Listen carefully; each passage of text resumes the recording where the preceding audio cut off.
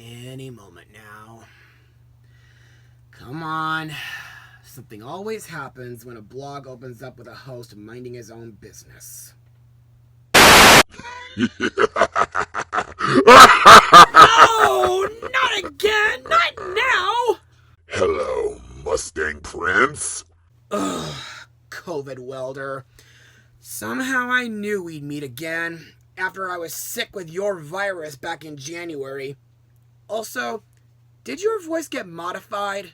Well, you could say that. Anyway, why are you here after nearly 10 months? Well, my bats have been telling me that you're moving into an apartment complex by the end of the month. And what does that matter to you? It's not like I could ever go too far. Besides, your virus is pretty much everywhere still. Well then, tell me, have you been feeling pressure or stress lately? Well, yeah. And I have been feeling very overwhelmed by the whole moving situation. But anyway, what's your point? Well, that's exactly how you are. For you see, I've been reading up on your life in my health records, and it says that every time you've been going through a change in your pathetic, worthless life, you become scared, stressed, and frustrated until you explode into a raging fit.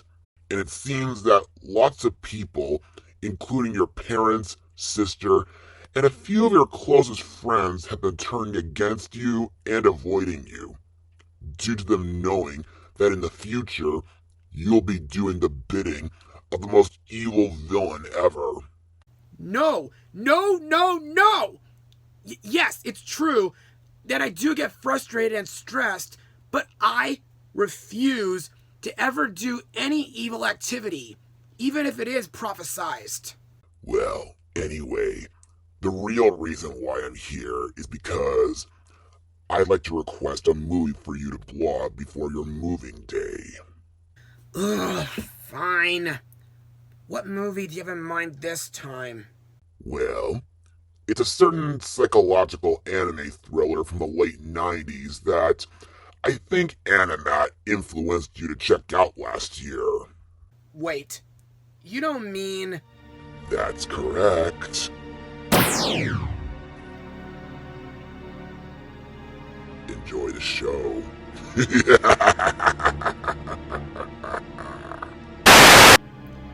What have I gotten myself into?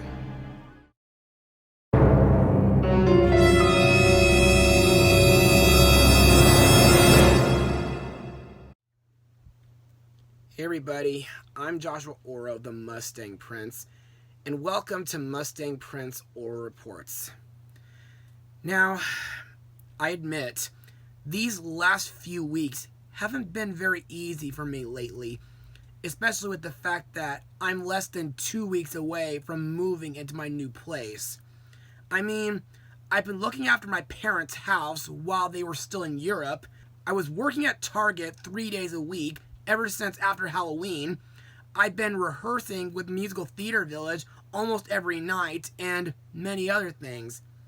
And sometimes I've been feeling a tad overwhelmed, stressed, and frustrated, even when it comes to planning what I should be blogging on my series. And like I said a while ago, even if it is prophesized, I still refuse to do any evil acts or activities in my life, because I don't want to lose my Mustang powers or my life. You know, now that I mention it, maybe that's what the COVID Welder is up to, thinking of ways to kill me, since his virus hasn't been able to affect me lately after getting my recent booster before I reached my 32nd birthday 2 months ago. But anyway, let's just cut to the chase. For this episode, I'm going to be blogging a late 90s psychological anime thriller courtesy of the COVID Welder, and see what I think about it.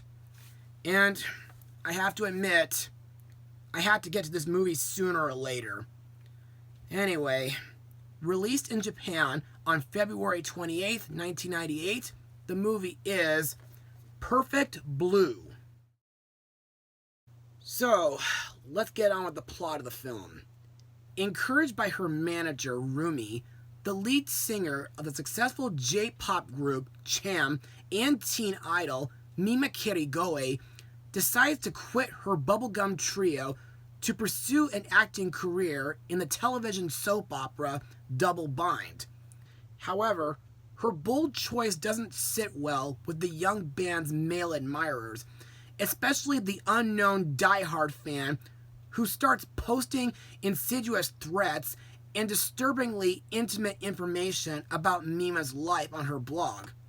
Now, all those who talked Mima into embracing her bad girl persona end up brutally murdered, and a menacing doppelganger harasses her. Is this strange and dangerous situation merely a palpable delusion, or is Mima indeed being stalked by a violent killer? So, what are my thoughts on the movie? Well, let me make this perfectly clear. This is not a family-friendly anime film. There are scenes that involve adult profanity, innuendo, hallucinations, and over-the-top bloody murders. And I love every bit of it. But to further explain why, let's move on to Mustang notes. Now, Perfect Blue was the very first movie directed by the late Satoshi Kon, who afterwards directed Millennium Actress, Tokyo Godfathers, and Paprika. It all started when Masao Murayama, a producer at Madhouse at the time, contacted Kon to ask if he would be interested in directing in the fall of 1994. The original author, Yoshikazu Taiuchi, allegedly first planned a live-action film based on his novel. However, due to funding difficulties, it was downgraded to a direct-to-video and then direct-to-video animation. But when Kon received the initial offer, he decided to make Perfect Blue as a video animation, but then it was decided to be released as a movie in a hurry just before its completion. Now, there were two reasons why Kon decided to take on the role of director. The first reason was because he couldn't resist the allure of directing for the first time, and because the original author allowed him to change the story as he liked, as long as he kept three things in mind to make the movie work. The main character is a B-grade idol, she had a rabid fan, or stalker, and it is a horror movie. And the second reason is because psychological horror was not a mainstream genre in Japanese animation, and there was no precedent for it at the time. So it would have been rejected. So in other words, no one ever thought it would ever be a hit, since it was just adopted by chance. On August 5th, 1997, Perfect Blue premiered at the Fantasia Film Festival in Montreal, Canada, before its general release in Japan in 1998. And while the movie got a limited release in America in 1999, it later got a theatrical American re-release by G-Kids in 2018. Which is weird because this movie doesn't seem like a kid's movie. By the way, on a sad note, on August 24, 2010, director Satoshi Kon passed away from pancreatic cancer at a young age of 46. Now, I have to be quite honest with everybody. I never actually knew about this movie until I saw Animat's Top 10 Animated Twist Villains Countdown video last year. And sometime later, I rented the movie from Netflix, and sometime after that, I bought my own Blu-ray copy from Target. And in my opinion, the Japanese animation for this film is excellent. But at the same time, it becomes very over the top and messed up. Like when there's a hallucination or a murder scene. Plus, I thought the parts where Mima is acting like a raped victim on set is equally as insane and raunchy as someone getting raped in real life. And I thought the most memorable but insane part of the film was during the ending climax, where it's revealed that the movie's killer is in fact Mima's manager Rumi, who developed a second personality, believing herself to be the real Mima. And I thought the chase scene that follows afterwards was absolutely frightening. Plus, in my eyes, the movie's story is very serious, mature, dark, and thought-provoking. But, at the same time, there are some parts that I found pretty relatable. For example, I like the fact that it's about a pop idol who becomes a full-time TV actress, and I like how the movie deals with the blurring of the line between fantasy and reality, kind of like Paprika. Also, I thought the songs performed by Cham were really catchy, sweet, cute, and emotional. My favorite being the Angel of Love song. And that's all I got from Mustang Notes. So let's just move on to the cast. And let me remind you folks, I'm only going to look at the English cast.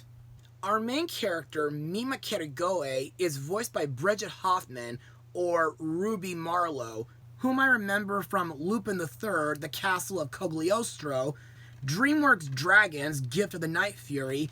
She even got to voice as young Flint Lockwood in Cloudy the Chance of Meatballs 2, and of course, young Lucky Prescott in Spirit Untamed. Now, during her career as a pop idol in the music group Cham, Mima was a free-spirited young woman determined to please her fans, usually having a very bubbly nature. She's very sweet, friendly, innocent, and likable, and she seemed unfamiliar with things like the internet. However, when she changed careers from a pop idol to a TV actress, a fan became very, very upset about this and began to stalk her, causing Mima to become scared.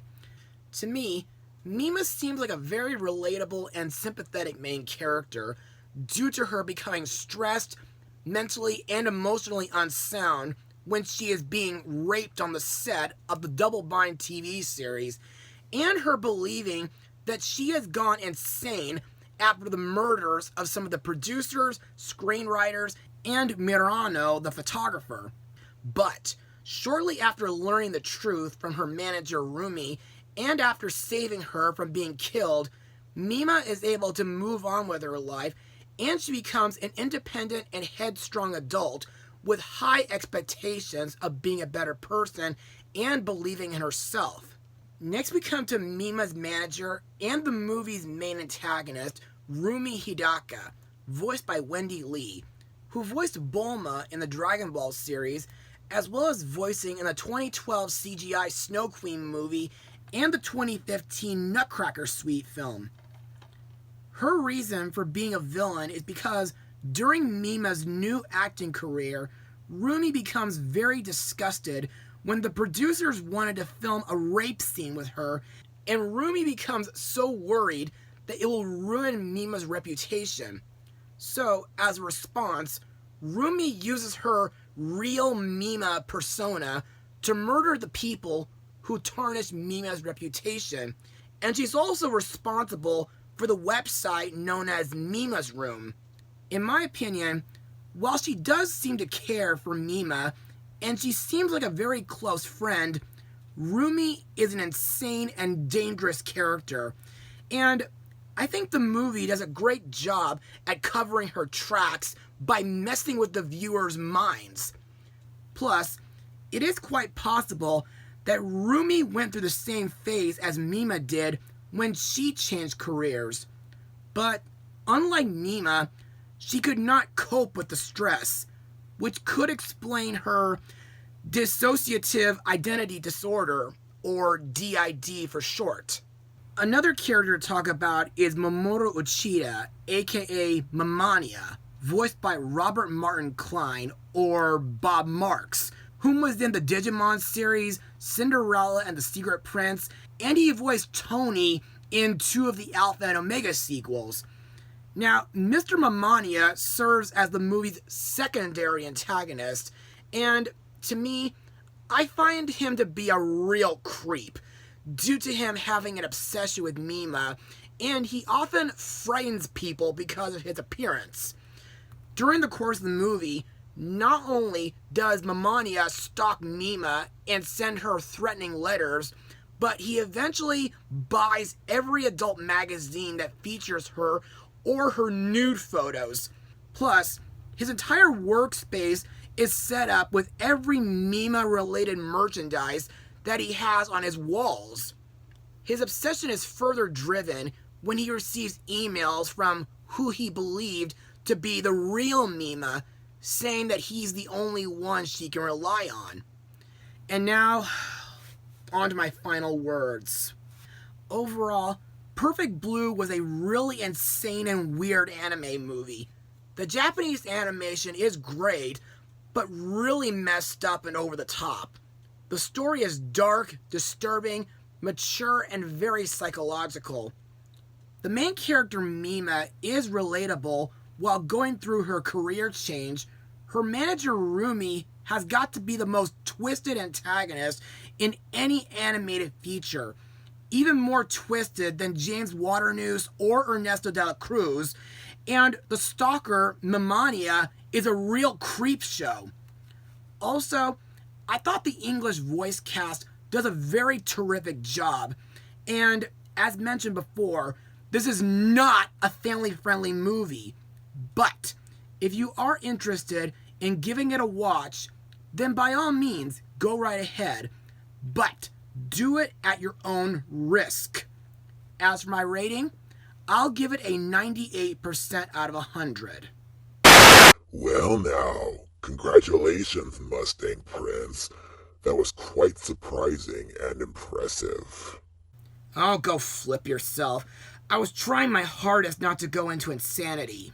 So, what are you gonna do now? Well, maybe something I should have done a long time ago. Oh bloody hell, my feet! They're burning! Any last words, Covid Welder? This isn't over, Nag. You'll be finished someday. Beware the wrath of the Covid Welder! Well, glad that's over. For now, at least. Folks, be sure to join me for my next blog, which I promise will be a lot more tamer than what I had to go through today. Mustang Power.